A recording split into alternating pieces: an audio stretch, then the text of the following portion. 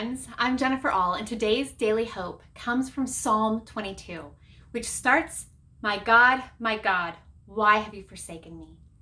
For some of you, those words are very familiar, and you recognize them immediately as Jesus' last words that he cries out while he is hanging on the cross, as recorded in Matthew chapter 27, verse 46. Jesus' last words.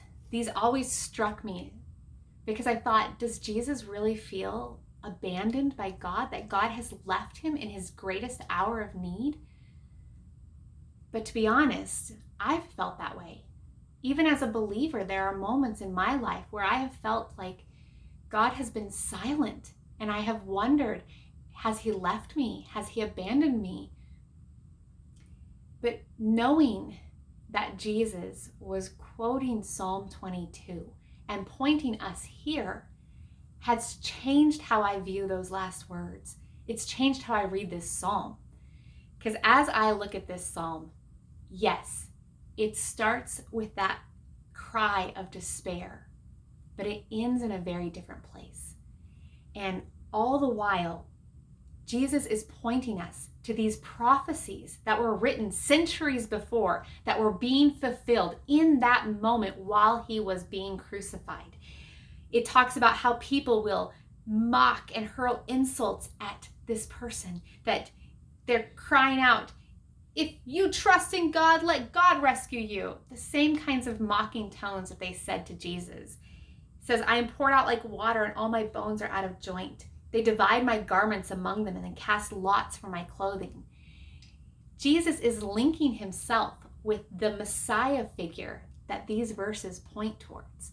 He is showing us that he knows what he's doing.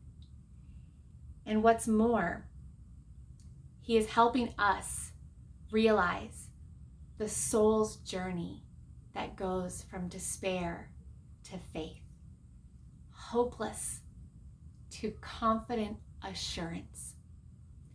God has not left him. God has not left us. Verse 24 says, "For he has not despised or disdained the suffering of the afflicted one. He has not hidden his face from him, but has listened to his cry for help." Jesus knew this. God's faithfulness is steady and constant. It might feel like our circumstances are overwhelming us. It might feel like all is lost and that everyone has left us and we don't have a single friend, not even God.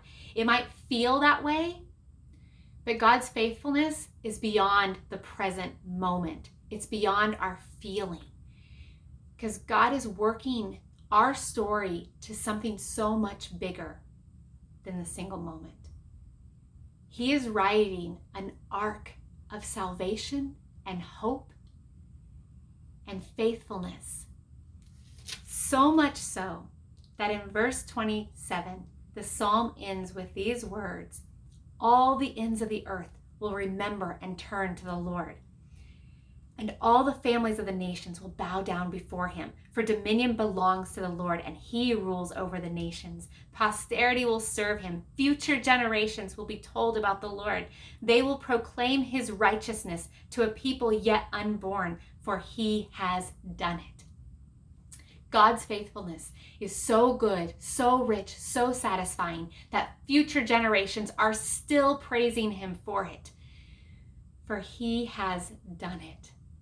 And yes, the last words of this psalm echo Jesus' last words in John 19:30 when he says, "It is finished." God is with us. Rescue may not come when or how we expect it to. Jesus still died on this cross. God doesn't necessarily show up the way we want him to, but that doesn't mean that he is not with us, that he is not writing a much bigger story than what we see in this present moment. For God's faithfulness, it's more than a feeling. It is a promise to you and me, sealed with his blood, that he is with us, that nothing will separate us from his love or his presence. So if you have been feeling like God has been silent in your life, if you've been feeling abandoned or forgotten, take heart in this psalm today. Let your soul go on that journey from despair to faith. And remember that God's work is bigger than this moment.